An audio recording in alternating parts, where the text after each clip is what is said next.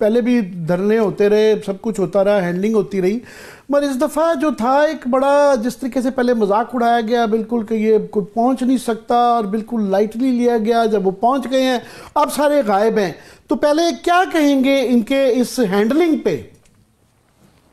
मैं एक चीज़ for the record कहना ज़रूरी है, क्योंकि इस वक्त जहां पाकिस्तान जिस जगह खड़ा है, we must acknowledge one factor about PTI.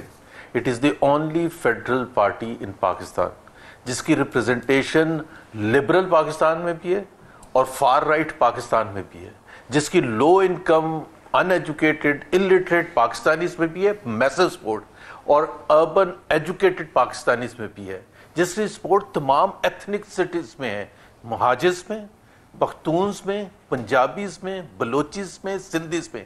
ये एक यूनिक फिनोमेना है, एक ऐसी पॉलिटिकल बेनजीर के मतलब कहा जाता था चारों सूबों की जंजीर, बेनजीर बेनजीर ये नारा था, जो कि अब एक, लेकिन ये उससे भी ज्यादा है, इससे ज्यादा, क्योंकि देखे ना जिस तरह मैंने कहा कि ये पाकिस्तान को जो लिबरल क्राउड है उसमें मैसिव सपोर्ट है इमरान खान की, और जो पाकिस्तान का far right extremist far right है उसमें मैसिव सपोर्ट भी इमरान खान की। ऐसा बेनजीर के साथ भी नहीं हुआ था।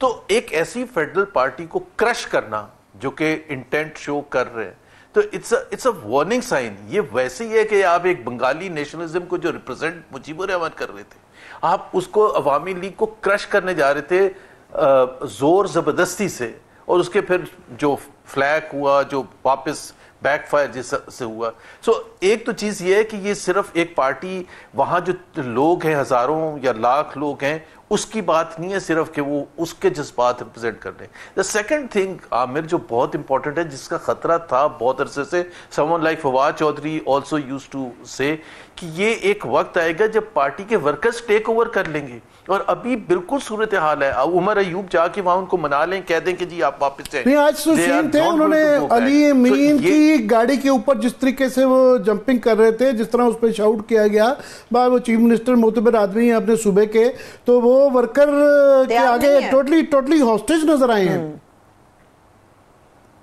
जी। सो ये एक ये कोई अच्छी चीज नहीं होती है। वर्कर्स ने टेक ओवर कर दिया है। बुशरा बीबी जो हैं वो कोई इतनी डेलिकेट पॉलिटिशियन नहीं है जो short term medium term implications को देख के चलेंगी, जो ये देख के चलेंगी कि इसके पार्टी पर क्या असरात होंगे, पाकिस्तान पर क्या असरात होंगे। She can take rash decisions, और अभी जिस तरह से मैं सुन रहा था कि जी उनके पास वीटो पावर भी है, और वो उनके लिए ये मोमेंट ऑफ ट्रुथ है। यहां से वापस जाना किसी कमिटमेंट के बेसिस पर कि जी हाँ जी ठीक है, अब देख लेंगे, इमरान खान के साथ हाथ हल्का रखेंगे, पार्टी वर्कर्स के साथ हाथ रखेंगे, आई डोंट थिंक सो वो एक्सेप्ट होगी। So what is the option now? The option now for the government, एक तो ये है कि जो असल अच्छा तरीका था कि बातचीत करने के लिए, लेकिन ना इतना आपने कंटेनर लगा के पूरे पाकिस्तान में पाकिस्तान को बंद करने के बावजूद वो पहुंच गए। सो उनकी कमिटमेंट, उनका पैशन, एक चीज रियलाइज करनी चाहिए कि वो किस हद तक है, कि इस्लामाबाद में मेरा भी ये ख्याल था कि वो नहीं आ सकेंगे। पंजाब से बिल्कुल भी लोग नहीं आ सके, वो इलाहाबाद में बात करते हैं। मगर ये तमस्खुर उड़ाना है कि जी ये किराए के लोग हैं, आज जिस तरह ये कहा जा रहा था कि जी ये पैसे देके इनको लाया गया है, वो भाई बड़ा खौफनाक किस्म के आपने हर्डल्स क्रिएट किए हुए थे, ऑब्स्टिकल्स थे, उसको वहां से करना, तक से यहाँ तक पहुंचना, वो एक उनके पास एक होंगे कुछ ऐसे लोग भी, किराए वाले भी होंगे, मगर एक उसको एक्नॉलेज करना पड़ता है कि या इनकी नालायकी थी या उनकी खूबी थी। ये इस तरह पूछ लेता हूं मैं जुबैर आपसे। It's a combination of the two. इनकी नालायकी तो थी, और देखे ना वो जो भी स्टेटमेंट्स दे रहे थे, मजाक उड़ा रहे थे, तो अगर ऐसा था तो फिर इतना बंदोबस्त क्यों किया गया था, पूरे पाकिस्तान को बंद क्यों किया गया था, हर पंजाब के शहर में पकड़ धकड़ क्यों की जा रही थी, पुलिस छापे क्यों लगा रही थी, रात के बीच रात में लोगों के घरों में घुस के लोगों को अरेस्ट करने की क्यों कोशिश की जा रही थी। अगर चंद हजार लोगों ने आना था, और चंद हजार हो या 60,000 हो या 1 लाख हो, बाय द वे ये उनका राइट है, फंडामेंटल राइट है, वो क्यों नहीं आ सकते हैं जब तक आप ये ना देखें कि जी तोड़ फोड़ हो रही है। जितना रेजिस्टेंस आप खड़ी करेंगे उतना ज्यादा तोड़ फोड़ होगा। सो आई थिंक हुकूमत की तरफ से बहुत मिसकैलकुलेशन था। वो एक्सपेक्ट कर रहे थे कि शायद वो इनका जो वर्कर है वो फटीग्ड हो गया है, वो थक गया है, वो बार बार की कॉल्स पर नहीं बाहर निकलेगा। यही तो उनमें प्लस पॉइंट है आमिर, कि अगर पंजाब से जितने लोगों ने निकलना था नहीं निकले, और मैं भी ये समझता हूँ नहीं निकले, but they more than offsetted by वो जो इतने ज्यादा जियाले पख्तून्स निकल के आ गए। सो उनके पास तो हर चीज का जवाब है, हर चीज का नंबर्स पूरे करने थे ना। और किस किस्म के वर्कर्स पूरे करने थे? वो पैशनेट वर्कर्स जो जान देने के लिए तैयार हैं, और अब वो क्राउड वहां खड़ा हुआ है जो जान देने के लिए तैयार है। मुझे तो समझ नहीं आ रही वो 3 दिन से निकला हुआ है और किस तरह से वो रह रहे हैं, किस तरह से रात गुजारते हैं, किस तरह से उनको खाना मिलता है and all of that stuff. कोई बिजनेस कम्युनिटी उनको सपोर्ट नहीं कर रही। ये 2014 का धरना नहीं है जहां उनके पास पीछे एस्टैब्लिशमेंट की सपोर्ट थी, जहां बिजनेस कम्युनिटी उनको फाइनेंस कर रही थी, जहां हर बंदोबस्त किया जा रहा था। आज तो वो बिल्कुल सपोर्ट नहीं है। आपकी बात को बढ़ाते हुए ये खतरनाक बात है कि जब एक ही सूबे से, जिस तरह ये कह रहे हैं कि जो सिर्फ वहीं से आए और आए भी वहीं से ही, तो ये अगर पंजाब से भी कुछ आने देते, वैसे मेरा था नेशनल स्पिरिट के लिए ये जो है, अगर कुछ क्राउड मिक्स्ड हो जाता तो एक अच्छी चीज़ थी।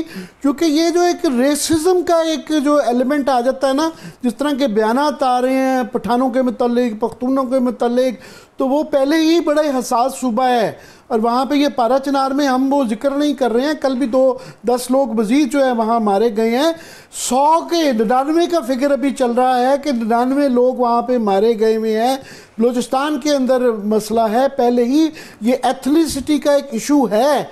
जब उसको आप ज़्यादा गवर्नमेंट ठंडा करने की बजाय वो उस आग में और तेल झोंक रही है। ये बिल्कुल सही बात है कि ये वो सेंसिटिविटी, ये भी हुकूमत को भी ख्याल होना चाहिए कि ये कितना सेंसिटिव मामला है। कि एक तरफ तो वहाँ आपने महाज ऑलरेडी खुला हुआ है केपी में, और आज की बात नहीं, काफ़ी अरसे से महाज है। हमारे जो सिक्योरिटी के लोग हैं उनको शहीद किया गया है in large numbers. The frequency of the incidents, जो एंगेजमेंट्स हैं, वो इस वक्त जितनी इस साल है, मेरा ख्याल है पिछले 4, 5, 6 साल से इतनी नहीं रही हैं। तो फ्रिक्वेंसी भी बढ़ गई है, समझ भी नहीं आ रही कि उसको हैंडल कैसे करना है। इंटेलिजेंस बेस्ड ऑपरेशंस हो रहे हैं, उसके बावजूद ये सब कुछ हो रहा है। फिर ये एडिशनल फैक्टर आ गया जो कुर्रम का हुआ, जो सेक्टेरियन जिसकी नेचर थी। तो आप हर किस्म का प्रॉब्लम अगर कहें तो वो केपी में मौजूद है।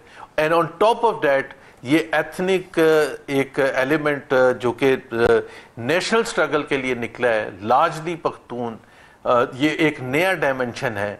और इसमें मैं वो बात नहीं कर रहा अभी, तो वो पश्तीन और वो सारे जो है पीटीएम वगैरह, उनके अपने डायनेमिक्स हैं। सो यू कैन इमेजिन कि इसको हमने कैसे नेशनल स्पिरिट में आगे लेके जाना है। क्या एक फिजिकल एक्शन ऑपरेशन करके मसले का हल हो जाएगा? उसके फिर रिपरकशन नहीं होगा, उसके इम्प्लीकेशंस नहीं होंगे। अगर यहाँ से ये भगा भी देते हैं ऑपरेशन करके, आज रात बहुत से लोग कह रहे हैं शायद मुमकिन है, तो ऑपरेशन करके कुछ लोगों को गिरफ्तार करके, कुछ अल्लाह ना करे कुछ किसी की डेथ हो जाती है, तो उसके इम्प्लीकेशन अगर हम समझ रहे हैं कि वो नहीं होगा, उसके इम्प्लीकेशन होंगे हफ्ते बाद, 10 दिन बाद, 1 महीने के बाद, 2 महीने के बाद दोबारा से रिएक्शन होना शुरू हो जाएगा। सो आई डोंट नो। और मेरा जो मुझे कंसर्न है ना आमिर, मैंने बहुत से लोगों के साथ काम किया है जो इस वक्त फैसला साजी में, जब तक आप में इंटेलेक्चुअल डेप्थ ना हो, इंसाइट ना हो, अंडरस्टैंडिंग ना हो, सेंसिटिविटी ना हो ये तमाम एस्पेक्ट्स की, तो आप फिर देखना, आपको याद है वो जनरल याया की तकरीरें कि हम इनको उड़ा के रख देंगे और ये सब कर देंगे जनरल मुशर्रफ ने, कि जी वो समझ भी नहीं आएगी कि व्हाट हिट देम। तो वो बिकॉज आपकी डेप्थ नहीं होती ना, आपकी इंसाइट नहीं होती। फिर आप इस किस्म की बड़ी स्टेटमेंट्स देते हैं